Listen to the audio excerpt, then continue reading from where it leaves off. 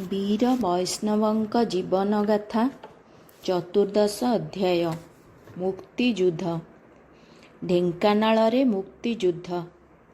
1947 ମସିହା ଜାନୁଆରୀ ମାସ 6 ତାରିଖ। ପ୍ରଜାମଣ୍ଡଳର ବୈଠକ କୁଆଳର ଅନ୍ନପୂର୍ଣ୍ଣା ହାଟ ତୋଟାରେ ବସିଥିଲା। ସୁବାହୁ ସିଂ, ବ୍ରଜକିଶୋର ଧଳ, ନରୋତ୍ତମ ଦାସ ପ୍ରଭୃତି ଉପସ୍ଥିତ ଥିଲେ। ବୈଷ୍ଣବ ମଧ୍ୟ ସେଠାକୁ ଆସିଥିଲେ। ସଭାରେ ଦୁଇଟି ବିଷୟ ଉପରେ ଆଲୋଚନା ହେଲା। ପ୍ରଥମଟି ପ୍ରଜାମଣ୍ଡଳରେ ବୈଷ୍ଣବଙ୍କର ସ୍ଥିତି। ସଭାପତି ସୁବାହୁ ସିଂଙ୍କୁ ଚିଠି ଲେଖି ସାରଙ୍ଗଧର ଦାସ ଜଣାଇଥିଲେ ଯେ ବୈଷ୍ଣବ କମ୍ୟୁନିଷ୍ଟ ହୋଇଥିବା ଦୃଷ୍ଟିରୁ ପ୍ରଜାମଣ୍ଡଳର କର୍ମକର୍ତ୍ତା ହୋଇପାରିବେ ନାହିଁ। ଏହା ଉପରେ ଆଲୋଚନା ହେଲା। ବୈଠକରେ ବହୁ ଲୋକ ଯୋଗ ଦେଇଥିଲେ। ଲୋକମାନଙ୍କର ଇଚ୍ଛା ବୈଷ୍ଣବ ପ୍ରଜାମଣ୍ଡଳରେ ରହିବେ। ସେ ସଂଗଠନର ଆତ୍ମା। ତାଙ୍କୁ ଛାଡ଼ି ପ୍ରଜାମଣ୍ଡଳ କଥା ଚିନ୍ତା କରାଯାଇ ପାରେନା। କାର୍ଯ୍ୟକାରୀ କମିଟିର ସମସ୍ତ ସଭ୍ୟ ମଧ୍ୟ ଏହା ଚାହୁଁଥିଲେ। ବୈଷ୍ଣବ ଏହାର ଏକ ସମାଧାନ ନିଜେ କରିଥିଲେ। ସେ କହିଥିଲେ, ବର୍ତ୍ତମାନ ଇଂରେଜମାନେ ଦେଶ ଛାଡ଼ି ଚାଲିଯିବାର ମୁହୂର୍ତ୍ତ।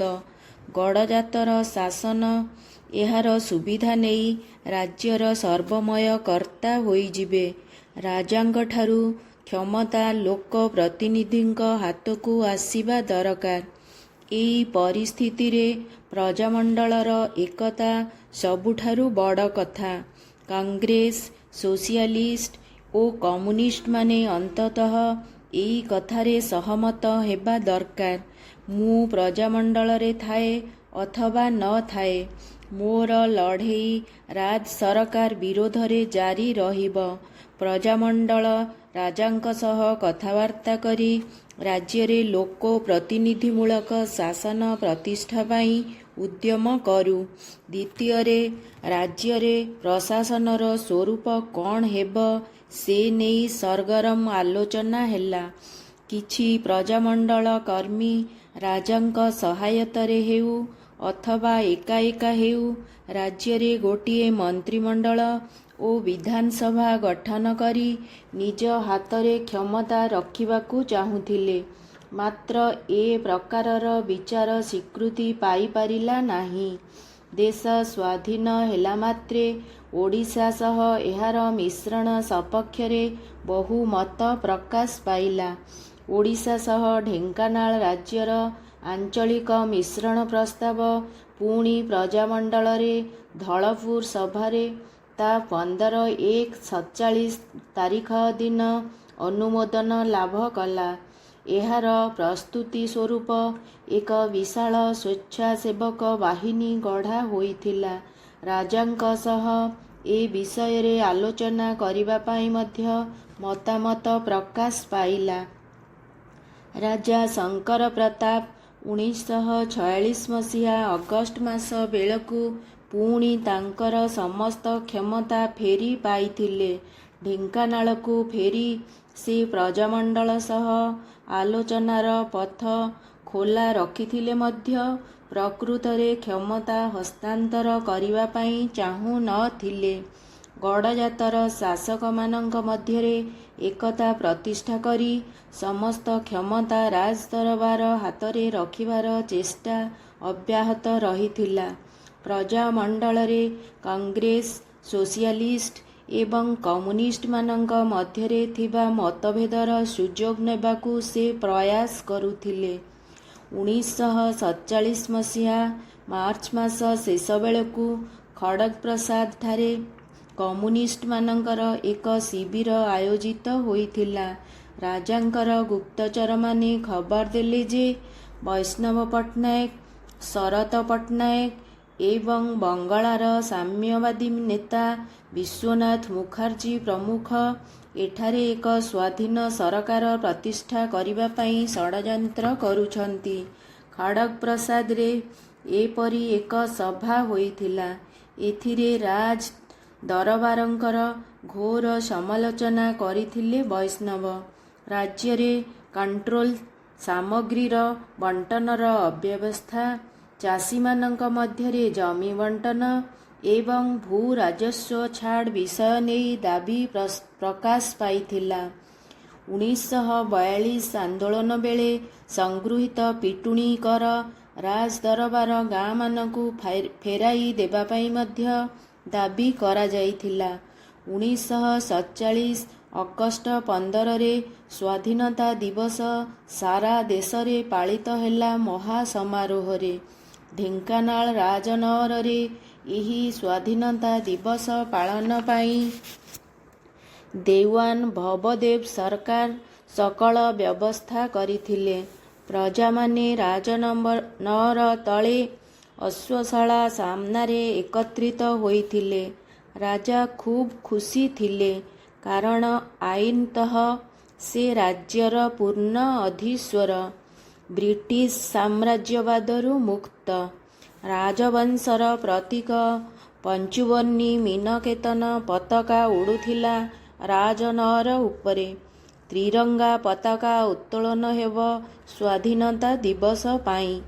ରାଜଭ୍ରାତାଗଣ, ଅନୁଗତ ପ୍ରଜା ଓ କର୍ମଚାରୀମାନେ ଅପେକ୍ଷାରତ। ଆଉ କିଛି ସମୟ ପରେ ପତାକା ଉତ୍ତୋଳନ ହେବ। ସମସ୍ତେ ଅପେକ୍ଷା କରିଛନ୍ତି। ତଳେ ଅଶ୍ୱଶାଳା ସମ୍ମୁଖରେ ଜମା ହୋଇଥିବା ଲୋକଭିଡ଼ ମଧ୍ୟରୁ କିଏ ଜଣେ ଆଗକୁ ବାହାରି ଆସିଲା ଓ ଉଦାର କଣ୍ଠରେ ବୋଲିବାକୁ ଲାଗିଲା, ଶେଷ ଯବନିକା ହେଲାଣି ପତନ, ବଦଳି ଯିବ ଏ ଶୋଷକ ଶାସନ। ଶୋଷଣ ନୀତିର ବତୀ ଲିଭି ଆସେ, ଜଳାଇଲେ ଦୀପ ଜଳିବ କି? ତୁମେ କେତେଜଣ ଜୀବନକୁ ପାଣି ଛଡ଼ାଇ ନଦେଲେ ଚଳିବ କି? ସୁରକ୍ଷା କର୍ମୀମାନେ ସହସା ଲୋକଟିକୁ ଟେକି ନେଇଗଲେ। ତାକୁ କାରାଗାରରେ ନିକ୍ଷେପ କରାଗଲା। ରାଜା ଏପରି ଘଟଣାରେ ଚିନ୍ତିତ ହୋଇପଡ଼ିଲେ। ଦେୱାନଙ୍କୁ ଏହାର ଅନୁସନ୍ଧାନ କରିବା ପାଇଁ ଆଦେଶ ଦେଲେ। ପରେ ଦେୱାନ ଜଣାଇଲେ, ଏହା କମ୍ୟୁନିଷ୍ଟମାନଙ୍କର କାମ। କମ୍ୟୁନିଷ୍ଟମାନେ ପୁଞ୍ଜିପତିମାନଙ୍କ କବଳରୁ ଗରିବ ପ୍ରଜାଙ୍କୁ ରକ୍ଷା କରିବା ପାଇଁ ଏ ଷଡ଼ଯନ୍ତ୍ର କରିଥିବା ଜଣାଯାଇଛି। କମ୍ୟୁନିଷ୍ଟମାନେ ସାରା ଦେଶରେ ମୁକ୍ତିଯୁଦ୍ଧ ପାଇଁ ଆହ୍ୱାନ ଦେଇଛନ୍ତି।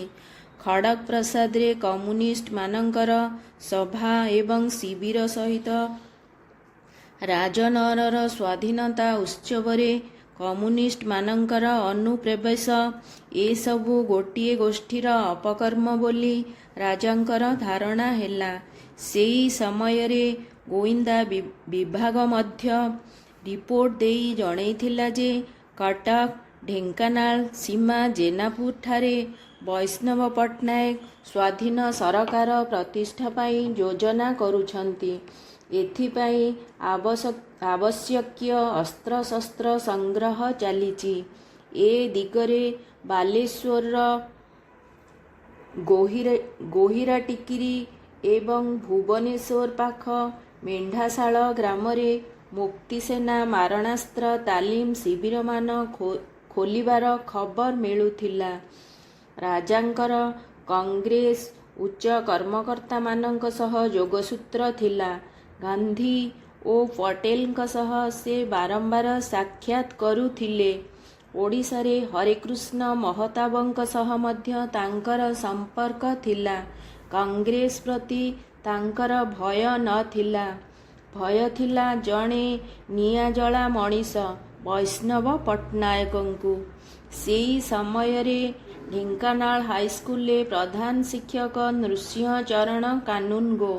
ସେ ମହାଶୟ ଜଣେ ଉଚ୍ଚକୋଟୀର ଆଦର୍ଶ ଶିକ୍ଷକ ଓ ଅଭିଜ୍ଞ ପ୍ରଶାସକ ଥିଲେ। ମାତ୍ର ରାଜେନ୍ଦ୍ରଲାଲ ଦତ୍ତ ଓ ମନମୋହନ ଘୋଷଙ୍କ ପରି ସେ ଦେଶପ୍ରେମୀ ନଥିଲେ। ଦେଶର ମୁକ୍ତି ସଂଗ୍ରାମ ଯେପରି ଢେଙ୍କାନାଳ ହାଇସ୍କୁଲ ପରିସର ମଧ୍ୟରେ ଛାତ୍ରମାନଙ୍କୁ ପ୍ରଭାବିତ ନ କରେ, ସେ ସେଥିପାଇଁ ତୀକ୍ଷ୍ଣ ଦୃଷ୍ଟି ରଖିଥିଲେ। ତାଙ୍କର ଶାସନ ଅତି କଡ଼ା ଥିଲା। ରାଜା ଶଙ୍କର ପ୍ରତାପ ଏହି ଉଦ୍ଦେଶ୍ୟରେ ତାଙ୍କୁ ବାଙ୍କୀର ଡମପଡ଼ା ହାଇସ୍କୁଲରୁ ଆଣିଥିଲେ। ସେ ସମ୍ପୂର୍ଣ୍ଣ ଭାବେ ରାଜ ଅନୁଗତ ଥିଲେ। ହାଇସ୍କୁଲ ଛାତ୍ରମାନଙ୍କ ମଧ୍ୟରେ ରାଜନୈତିକ ସଚେତନତା ସୃଷ୍ଟି ଯେପରି ନ ହେବ, ସେମାନେ ଯେପରି ଆନ୍ଦୋଳନଠାରୁ ଦୂରରେ ରହିବେ, ସେ ତା'ର ବ୍ୟବସ୍ଥା କରିଥିଲେ। ଦିନେ ସବୁ ଶ୍ରେଣୀର ପିଲାମାନେ ପ୍ରଧାନ ଶିକ୍ଷକ କାନୁନଗୋଙ୍କୁ ସାକ୍ଷାତ କରିବା ପାଇଁ ଏକତ୍ରିତ ହେଲେ। ଛାତ୍ର ଦେବେନ୍ଦ୍ର ଶତପଥୀ, ସାରଙ୍ଗଧର ମହାପାତ୍ର, ଅମରାନନ୍ଦ ପଟ୍ଟନାୟକ, ଘନଶ୍ୟାମ ମହାନ୍ତି ଓ ମୁକୁଦାନନ୍ଦ ବିହାରୀ ପ୍ରମୁଖ ହାଇସ୍କୁଲରେ ସ୍ୱାଧୀନତା ଦିବସ ପାଳନ କରିବା ପାଇଁ ନିବେଦନ କଲେ ପ୍ରଧାନ ଶିକ୍ଷକଙ୍କୁ। ଏଥିରେ ପ୍ରଧାନ ଶିକ୍ଷକ ଚକିତ ହେଲେ। ଏହା ପଛରେ କଟକର ଗଡ଼ଜାତ ଛାତ୍ର ପରିଷଦ ଏବଂ କମ୍ୟୁନିଷ୍ଟମାନଙ୍କର ହାତ ଥିବାର ସେ ଅନୁମାନ କଲେ। ପ୍ରଧାନ ଶିକ୍ଷକ ପିଲାମାନଙ୍କ ପ୍ରସ୍ତାବରେ ରାଜି ହେଲେ ନାହିଁ। ଏହାକୁ ପ୍ରତ୍ୟାଖ୍ୟାନ କରିଦେଲେ। ପିଲାମାନେ ଯୁକ୍ତିତର୍କ ନ କରି ଚାଲିଗଲେ। ପରଦିନ ସକାଳୁ ଅଗଷ୍ଟ 15ର ଲାଲ ସୂର୍ଯ୍ୟ ପୂର୍ବ ଦିଗରେ ଉଦୟ ହେଲା। ସ୍କୁଲ ପିଅନ କାଙ୍ଗାଳି ଦୌଡ଼ି ଦୌଡ଼ି ଆସି ଜଣାଇଲା ପ୍ରଧାନ ଶିକ୍ଷକଙ୍କୁ, ସାର୍, ପିଲାମାନେ ହାଇସ୍କୁଲ ଛାତ ଉପରେ ତ୍ରିରଙ୍ଗା ପତାକା ଉଡ଼େଇ ଦେଇଛନ୍ତି କାଲି ରାତିରେ। ଏ କାଣ୍ଡ କଥା ମୁଁ ସକାଳୁ ସକାଳୁ ଜାଣିଲି। କାନୁନଗୋ ମହାଶୟ ବାହାରକୁ ଆସି ଦେଖିଲେ ତ୍ରିରଙ୍ଗା ପତାକା ଫର ଫର ହୋଇ ଉଡ଼ୁଛି। କାଙ୍ଗାଳି କହିଲା, ସାର୍, ଏବେ ଓହ୍ଲାଇ ଦେବି ପତାକାଟା? ନା କାଙ୍ଗାଳି, ଜାତୀୟ ପତାକାକୁ ଉଡ଼ିବାକୁ ଦିଅ। ଆଜି ଓହ୍ଲେଇବ ନାହିଁ, କାଲି ଅବତରଣ ହେବ ପତାକାର। ମୋର ଦୁଃଖ ଯେ ପିଲାମାନେ ଆଉ ଟିକିଏ ବଡ଼ ସାଇଜର ପତାକା ଉଡ଼େଇଲେ ନାହିଁ କାହିଁକି? ଆର ବର୍ଷକୁ ମୁଁ ଥାଏ ବା ନଥାଏ, ବଡ଼ ପତାକାଟିଏ ଟାଙ୍ଗିବାର ବ୍ୟବସ୍ଥା କରିବ। ଗତ 15 ବର୍ଷ ହେଲା ପ୍ରଧାନ ଶିକ୍ଷକ ନୃସିଂହ କାନୁନଗୋ ମହାଶୟ ପିଲାମାନଙ୍କର ରାଜନୈତିକ କାର୍ଯ୍ୟକଳାପରୁ ବିଦ୍ୟାଳୟ ଓ ରାଜ୍ୟକୁ ସୁରକ୍ଷିତ ଦେଖି ପାରିଥିଲେ। 1932 ମସିହା ପରଠାରୁ ହାଇସ୍କୁଲରୁ ରାଜନୈତିକ ଚେତନା ଲୋପ ପାଇଥିଲା। ନୃସିଂହ କାନୁନଗୋଙ୍କ ଚେଷ୍ଟାରୁ ପିଲାମାନଙ୍କର ସ୍କୁଲରେ ପତାକା ଉତ୍ତୋଳନର ପରଦିନ ସେ ରାଜା ଶଙ୍କର ପ୍ରତାପଙ୍କୁ ଦେଖା କରି ସ୍କୁଲ ଦାୟିତ୍ୱରୁ ମୁକ୍ତ ହେବା ପାଇଁ ଅନୁରୋଧ ଜଣାଇଲେ। ରାଜା ଯେତେ ବୁଝାଇଲେ ମଧ୍ୟ ସେ ପ୍ରଧାନ ଶିକ୍ଷକତା ତ୍ୟାଗ କରି ନିଜ ଗ୍ରାମ ଜଗତସିଂହପୁରକୁ ଫେରି ଯାଇଥିଲେ। କାରଣ ଏ ଘଟଣାର କିଛି ଦିନ ପୂର୍ବେ ବୈଷ୍ଣବ ପଟ୍ଟନାୟକଙ୍କ ନିର୍ଦ୍ଦେଶରେ କିଛି ଅଣଛାତ୍ର ନୃସିଂହ କାନୁନଗୋଙ୍କ ଅଫିସ ଚାରିପାଖରେ ପାଟି କରି ତାଙ୍କୁ ରାଜାଙ୍କର ଚାମଚା ବୋଲି ଗାଳି ଦେଇଥିଲେ। ସ୍କୁଲ ଛାତ୍ରଙ୍କର ପତାକା ଉତ୍ତୋଳନ ଘଟଣା ସହ ପୂର୍ବ ଘଟଣାକୁ ଯୋଡ଼ି ସେ ଏଭଳି ନିଷ୍ପତ୍ତି ନେଇଥିଲେ। ପ୍ରଜାମଣ୍ଡଳ ବେଳକୁ ବେଳ ଶକ୍ତିଶାଳୀ ହେଉଥିଲା।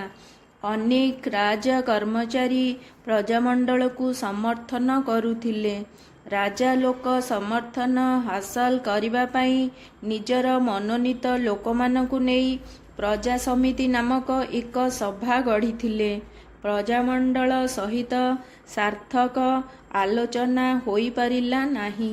ପ୍ରଜାମଣ୍ଡଳ ଏଥିରେ ବ୍ୟସ୍ତ ହୋଇ ସଶସ୍ତ୍ର ସଂଗ୍ରାମ କରି କ୍ଷମତା ହାତକୁ ନେବାକୁ ପ୍ରସ୍ତୁତ ହେଉଥିଲା। 10,000 ସ୍ୱେଚ୍ଛାସେବକ ତାଲିମ ପାଇଁ ପ୍ରସ୍ତୁତ ହୋଇଥିଲେ। 1942 ଆନ୍ଦୋଳନରେ ମଢ଼ି ଯେପରି ଅଧିକାର କରାଯାଇଥିଲା, ସେହିପରି ଭାବରେ ରାଜାଙ୍କୁ ଅତର୍କିତ ଭାବରେ ଗିରଫ କରିବାର ଯୋଜନା ହୋଇଥିଲା। 17 ତାରିଖ ନଭେମ୍ବର ସୁଦ୍ଧା କ୍ଷମତା ହସ୍ତାନ୍ତର କର ବୋଲି ରାଜାଙ୍କୁ ଚରମ ପତ୍ର ଦିଆଯାଇଥିଲା। ନଭେମ୍ବର 20 ତାରିଖରେ ରାଜ୍ୟର ସମସ୍ତ କର୍ମଚାରୀ ପ୍ରଜାମଣ୍ଡଳ ପ୍ରତି ଅନୁରକ୍ତ ଥିବା କଥା ଲିଖିତ ଆକାରରେ ଜଣାଇବା ପାଇଁ ମଧ୍ୟ ଆହ୍ୱାନ ଦିଆଯାଇଥିଲା। ମାତ୍ର ଡିସେମ୍ବର ମାସ ପ୍ରଥମ ସପ୍ତାହରେ ସ୍ୱରାଷ୍ଟ୍ର ମନ୍ତ୍ରୀ ସର୍ଦ୍ଦାର ବଲ୍ଲଭଭାଇ ପଟେଲଙ୍କ ସେକ୍ରେଟେରୀ ଭି.ପି. ମେନନ ଜରୁରୀ ଟେଲିଗ୍ରାମ ଦେଲେ ସାରଙ୍ଗଧର ଦାସଙ୍କୁ ପ୍ରଜାମଣ୍ଡଳ ଆନ୍ଦୋଳନ ସ୍ଥଗିତ ରହୁ ବୋଲି। ଆନ୍ଦୋଳନ ସ୍ଥଗିତ ରହିଲା। ବୈଷ୍ଣବ ଏଥିରେ ଅସନ୍ତୁଷ୍ଟ ହୋଇ ନୀଳଗିରି ଅଭିମୁଖେ ଯାତ୍ରା କଲେ। ନୀଳଗିରି ମୁକ୍ତିଯୁଦ୍ଧ 1947 ଅଗଷ୍ଟ 15 ଠାରୁ ନୀଳଗିରିରେ କ୍ଷମତାର ଖେଳ ଆରମ୍ଭ ହୋଇଯାଇଥିଲା।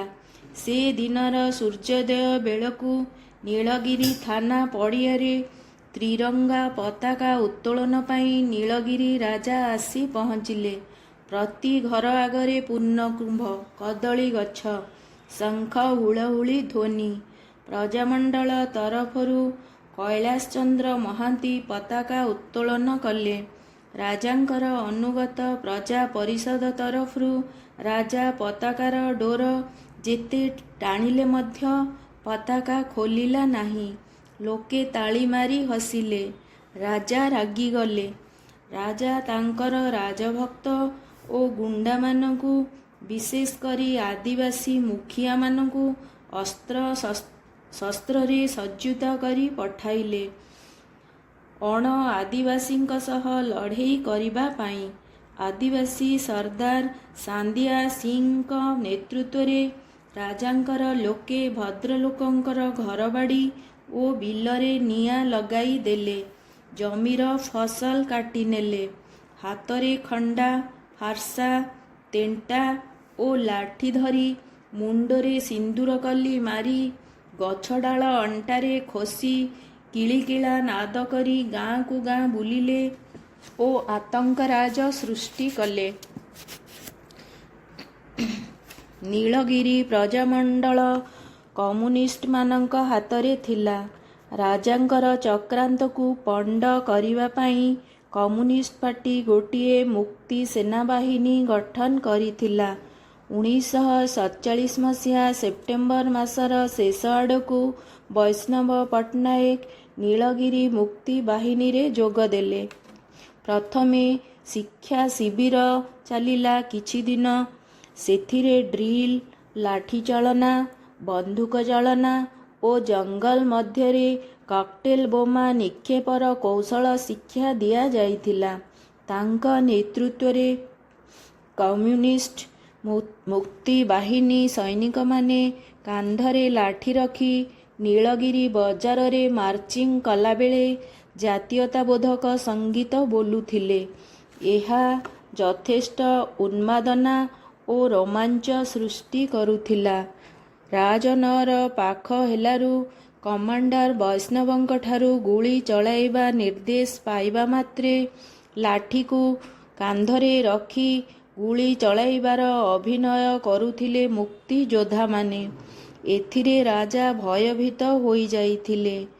ଚୀନରେ ଚିଆଂ କାଇ ସେକ୍ଙ୍କର ପୁଞ୍ଜିବାଦୀ ସରକାରକୁ ହଟାଇବା ପାଇଁ ମାଓ ସେ ତୁଙ୍ଗଙ୍କ ନେତୃତ୍ୱରେ ସଶସ୍ତ୍ର ସଂଗ୍ରାମ ଚାଲିଥିଲା। ସେହି ଢାଞ୍ଚାରେ କମ୍ୟୁନିଷ୍ଟମାନେ ଭାରତରେ ଗୋଟିଏ ମୁକ୍ତି ଯୁଦ୍ଧ ପାଇଁ ପ୍ରସ୍ତୁତ ହେଉଥିଲେ। ନୀଳଗିରିରେ ସେହି ବୃହତ୍ତର ନାଟକର ପ୍ରଥମ ଅଙ୍କ ଅଭିନୀତ ହେଲା। ନୀଳଗିରି ମୁକ୍ତି ଯୁଦ୍ଧ ପାଇଁ ପ୍ରସ୍ତୁତି ଚାଲିଲା। ଭୁବନେଶ୍ୱର ନିକଟବର୍ତ୍ତୀ ପଟିଆର ମେଣ୍ଢାଶାଳ ଗ୍ରାମରେ କଟକ, ପୁରୀ, ଗଞ୍ଜାମ, ବାଲେଶ୍ୱର ଓ ଢେଙ୍କାନାଳର ବଛା ବଛା କମ୍ୟୁନିଷ୍ଟ ସ୍ୱେଚ୍ଛାସେବୀମାନଙ୍କୁ ଲଢ଼ୁଆ ସୈନିକ ହେବା ପାଇଁ ତାଲିମ ଦିଆଯାଉଥିଲା। ବୈଷ୍ଣବ ସେହି ଶିବିରରେ ଥିଲେ। ଏହା 1947 ମସିହା ଅକ୍ଟୋବର ମାସର କଥା। 15 ଦିନ ଏହି ଶିବିର ଚାଲିବା ପରେ ପୁଣି ନୀଳଗିରିରୁ ଡାକରା ଆସିଲା। ମେଣ୍ଢାଶାଳ ଶିବିରରୁ ବୈଷ୍ଣବ ପଟ୍ଟନାୟକ, ନନ୍ଦକିଶୋର ପଟ୍ଟନାୟକ, ହରିହର ଦାସ, ଗୋପୀନାଥ ବ୍ରହ୍ମଚାରୀ, ବେଣୁଗୋପାଳ ରାଓ, ଈଶ୍ୱର ଦାସ, ସୟଦ କାଦିର ଓ ଦିଗମ୍ବର ହରିଚନ୍ଦନ ପ୍ରଭୃତି 8 ଜଣ ବୈଷ୍ଣବ ପଟ୍ଟନାୟକଙ୍କ ନେତୃତ୍ୱରେ ନୀଳଗିରି ଯାତ୍ରା କଲେ। ବୈଷ୍ଣବ ଥିଲେ କମାଣ୍ଡର। ଅସ୍ତ୍ରଶସ୍ତ୍ର ଚାଳନା ତାଙ୍କର ନିର୍ଦ୍ଦେଶଭୁକ୍ତ ଥିଲା। 1947 ନଭେମ୍ବର 2 ତାରିଖରେ ସେମାନେ ପହଞ୍ଚିଲେ ନୀଳଗିରିର କଦମ ସାହିରେ ବନମାଳୀ ଦାସଙ୍କ ଘରେ। ସେଠାରେ ଆଦିବାସୀମାନଙ୍କର ଆକ୍ରମଣର ସମ୍ମୁଖୀନ ହେବା ପାଇଁ କୌଶଳ ପ୍ରସ୍ତୁତ ହେଲା। ନଭେମ୍ବର 4 ତାରିଖରେ ସାନ୍ଧ୍ୟା ସିଂ ଓ ତାର ସହଯୋଗୀ ଗୁଣ୍ଡାମାନେ ଅଣ ଆଦିବାସୀ ଗ୍ରାମ କଣ୍ଟା ବଣିଆରେ ନିଆଁ ଲଗାଇବା ପାଇଁ ଏକତ୍ରିତ ହୋଇଥିଲେ। ସେମାନେ ଢୋଲ ଓ ଡେମ୍ଫି ନାଗରା ବଜେଇ କୁହାଟ ମାରି ନାଚୁଥିଲେ। ମିଳିତ କଣ୍ଠରେ ମହା ଉଲ୍ଲାସରେ ବୋଲୁଥିଲେ, ମାରିବୁ ମାରିବୁ ମାରିବୁ, ପେଟ ଚିରି ତୁମ ଅନ୍ତ ବୁଜୁଳାକୁ ଛାତିରେ ପଇତା କରିବୁ କରିବୁ କରିବୁ। ବୈଷ୍ଣବ 8 ଜଣ ମୁକ୍ତ ସୈନିକଙ୍କୁ ଧରି ବନ୍ଧୁକ ଓ କକଟେଲ ବୋମା ସାହାଯ୍ୟରେ ପ୍ରତିଆକ୍ରମଣ ପାଇଁ ପ୍ରସ୍ତୁତ। କମାଣ୍ଡର ବୈଷ୍ଣବଙ୍କ ନିର୍ଦ୍ଦେଶକୁ ସମସ୍ତେ ଅପେକ୍ଷା କରିଥିଲେ। ନିର୍ଦ୍ଦେଶ ଦେବାର ସଂକେତ ଭାବେ ବନ୍ଧୁକକୁ ବୈଷ୍ଣବ ଯେତେ ଚେଷ୍ଟା କଲେ ମଧ୍ୟ ସେଥିରୁ ଗୁଳି ଫୁଟିଲା ନାହିଁ। ତେଣୁ ସମସ୍ତେ ପଛକୁ ହଟି ଆସିଲେ। ଇତିମଧ୍ୟରେ ଭାରତୀୟ ସୈନ୍ୟ ବିଭାଗରୁ ଅବସର ନେଇଥିଲେ ସାମରିକ ଅଫିସର ବିପୁଳ ଚୌଧୁରୀଙ୍କ ନେତୃତ୍ୱରେ ଆଉ ଏକ ବିଶାଳ ମୁକ୍ତିସେନା ବାହିନୀ ଆସି ପହଞ୍ଚିଗଲେ ନୀଳଗିରିରେ। ଏତିକିବେଳେ ଜିପ୍ ଚଢ଼ି ସେଠାରେ ପହଞ୍ଚିଲେ ମାଳତୀ ଚୌଧୁରୀ। ସେ ସାଙ୍ଗରେ କେତେ ଖଣ୍ଡ ବନ୍ଧୁକ ନେଇଥିଲେ। ସେ ସବୁକୁ ବିପୁଳ ଚୌଧୁରୀଙ୍କୁ ଦେଇ କହିଲେ, ଆଦିବାସୀମାନେ ନିରୀହ ସରଳ ବିଶ୍ୱାସୀ। ସେମାନେ ନିଜ ବୁଦ୍ଧିରେ ଲଢ଼ୁ ନାହାନ୍ତି। ତେଣୁ ଧନଜୀବନ ବେଶୀ ନଷ୍ଟ କରିବ ନାହିଁ। ସ୍ତ୍ରୀ ଲୋକଙ୍କ ପ୍ରତି ଅସଦାଚରଣ ହେବ ନାହିଁ। ବୁଢ଼ା ବୁଢ଼ୀ, ସ୍ତ୍ରୀଲୋକ ଏବଂ ଶିଶୁମାନଙ୍କ ପ୍ରତି ଆଘାତ ଆସିବ ନାହିଁ। ମୁକ୍ତିସେନା ଚାଲିଲା। ସାଙ୍ଗରେ ମାଳତୀ ଦେବୀ ଜିପ୍ ଉପରେ। ପଛରେ ଶହ ଶହ ଲୋକ। ଉପରଡିହା ଗ୍ରାମ ପାଖରେ ସଂଘର୍ଷ ହେଲା। ଗୁଳି ବିନିମୟ ହେଲା ଉଭୟ ପକ୍ଷରୁ। ବନ୍ଧୁକ ଗୁଳିରେ ଗାଁ ଚୌକିଦାର ଟଳି ପଡ଼ିଲେ। ଭଡ଼ାଟିଆ ଗୁଣ୍ଡାମାନେ ପଛଘୁଞ୍ଚା ଦେଲେ। ମୁକ୍ତିସେନାର ବିଜୟ ହେଲା। ସଂଘର୍ଷରେ ବହୁ ଲୋକ ଆହତ ହୋଇ ବାଲେଶ୍ୱର ଡାକ୍ତରଖାନାକୁ ଗଲେ। 1947 ମସିହା ନଭେମ୍ବର 14 ତାରିଖରେ ଓଡ଼ିଶା ସାମରିକ ବାହିନୀ ନୀଳଗିରି ଅଧିକାର କଲେ।